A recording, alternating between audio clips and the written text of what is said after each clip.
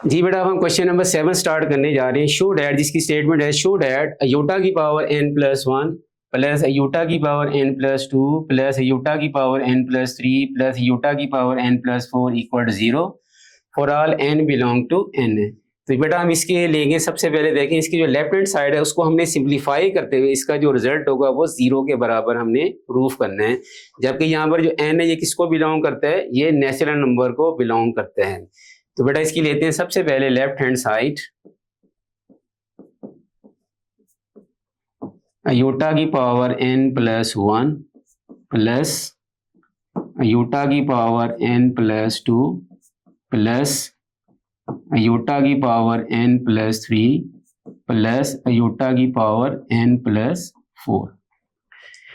जी बेटा, जहां जहां अयोटा की पावर के अंदर n आ रहा है उसको क्या करेंगे, ब्रेक कर देंगे। यहाँ पर अयोटा की पावर n डॉट अयोटा की पावर 1 प्लस अयोटा की पावर n डॉट अयोटा की पावर 2 प्लस अयोटा की पावर n डॉट अयोटा की पावर 3 प्लस अयोटा की पावर n डॉट अयोटा की पावर 4 है।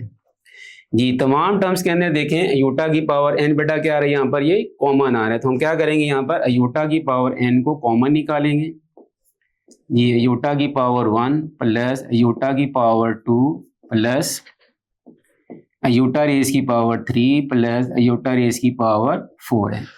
अब हम सिंप्लीफाई करेंगे कि जहां पर बेटा अयोटा की पावर्स आ रही है उसको हम राइट कैसे करते हैं।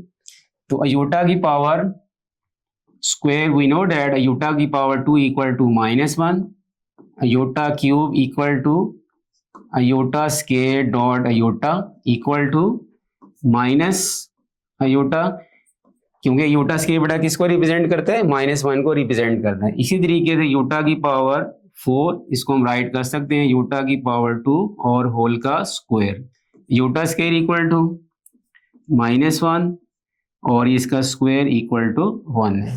तो इन तमाम वैल्यूज को बेटा यहाँ पर राइट कर दें।